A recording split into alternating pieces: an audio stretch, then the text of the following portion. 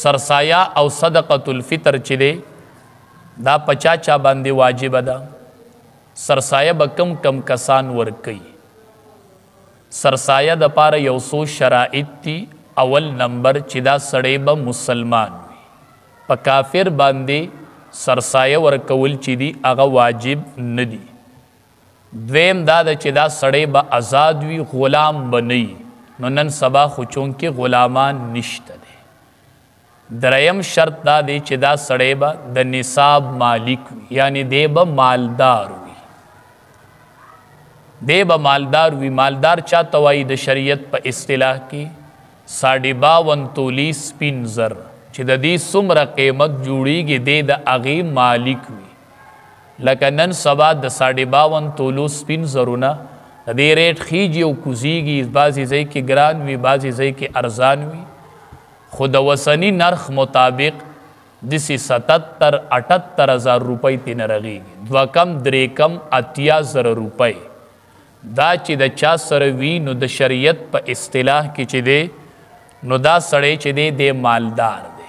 چې دا پیسې ورسره وي یا ورسره دا نغدي وي یا د دې دکان دی یا دا چاته قرض دی. خو په دې شرط چې دا د حوائجو نه زائد وي. لکه کور چې دی دا په سرسایه کې نه دی حساب په مال کې، او د کور سامان چې دی دا به پکې نه حسابېږي، کپړې به پکې نه حسابېږي، سورلی به پکې نه حسابېږي. نو د دې نه علاوه د دې شیزونو نه چې کم د حوائج دي د دې نه علاوه د سره نن سبا دوه کم درې کم 80,000 روپۍ رغېږي د 52 تولو سپین زرو قیمت. نو دې ته د شریعت په اصطلاح کې دا سړی چې دی دی مالدار دی او په د باندې سرسایه صدقۃ الفطر ورکول چې دی هغه واجب دی. او کو دا ورسره نه نو د شریعت په اصطلاح کې دته غریب وایي. په د باندې بیا سرسایه ورکول چې دی هغه واجب نه دی. دی بیا غریب دی او دی بیا د بل نه سرسایه اغستلی شي. سرسایه چې دا اصل کې علما وایي دا چې بنده باندې واجب کیږي نو چې د اختر سحر شي نو په سړي باندې سرسایه واجب شي. مثلا یو سړی د اختر د سار نه مخکې مړ شو نو په د باندې سرسایه واجب نه ده، ځکه سرسایه د اختر په سار واجب کیږي.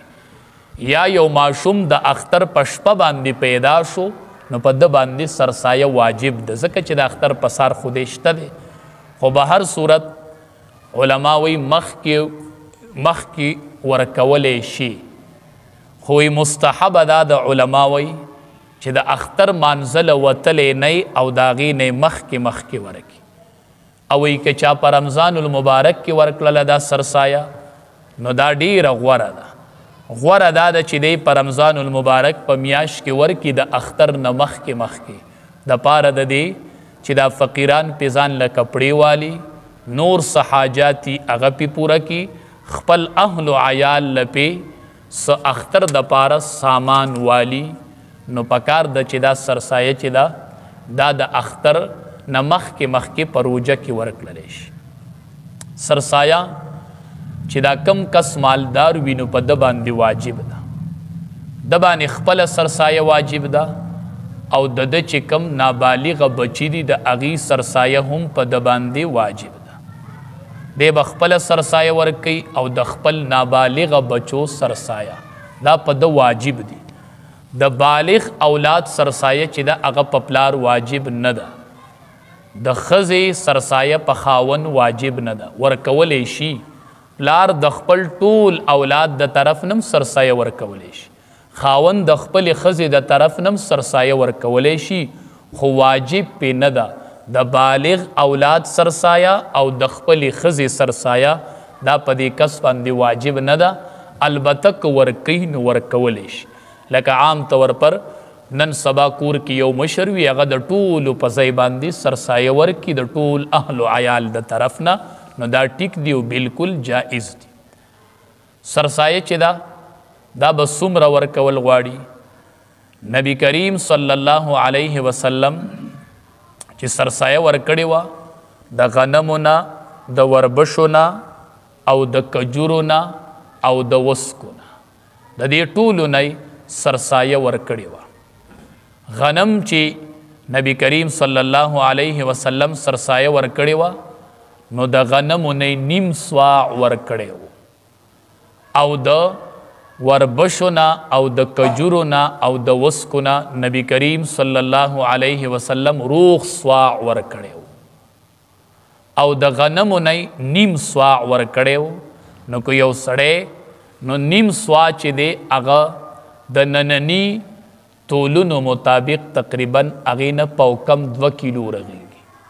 نیم سواع چې ورکړی نو د موجوده کیلوګانو په حساب د هغې نه نیم د کیلوګانو په حساب د هغې نه پوکم 2 کیلو جوړیږي. نن سبا چې سړی د غنمو نه سرسایه ورکوي نو که دی پوکم 2 کیلو غنم ورکوي یا د هغې قیمت ورکوي نو ټیک ده. که غنم ورکوي هم ټیک ده او که د غنمو قیمت ورکوي نو هم ټیک ده. پوکم 2 کیلو غنم چا ورکړل یا د هغې قیمت ورکړل رغیږي پوکم 2 کیلو علماوی احتیاطاً 2 کیلو. نو چې 2 کیلو غنم سړی ورکی یا د 2 کیلو غنمو قیمت ورکی نو دا سرسایه ده. او علماوی پکار دا د چې سړی قیمت ورکی ځکه دا د فقراو د پاره ډیره نپنمن ډیره نپمند د نن سبا چې سړی د فقراو حالت ته ګوري. نو که قیمت سړی ورکی نو د 2 کیلو د غنمو ریټ پوکم 2 کیلو خو احتیاطاً 2 کیلو. د غنمو ریټونه مختلف چلیږي. مونږ ډیر ځای معلومات وکړل 5,500 نه واله د 6,000 پورې د غنمو سټه چلیږي. نو چې په 6,000 روپۍ باندې سټه شي د 2 کیلو غنمو قیمت چې دی هغه 120 روپۍ شولې.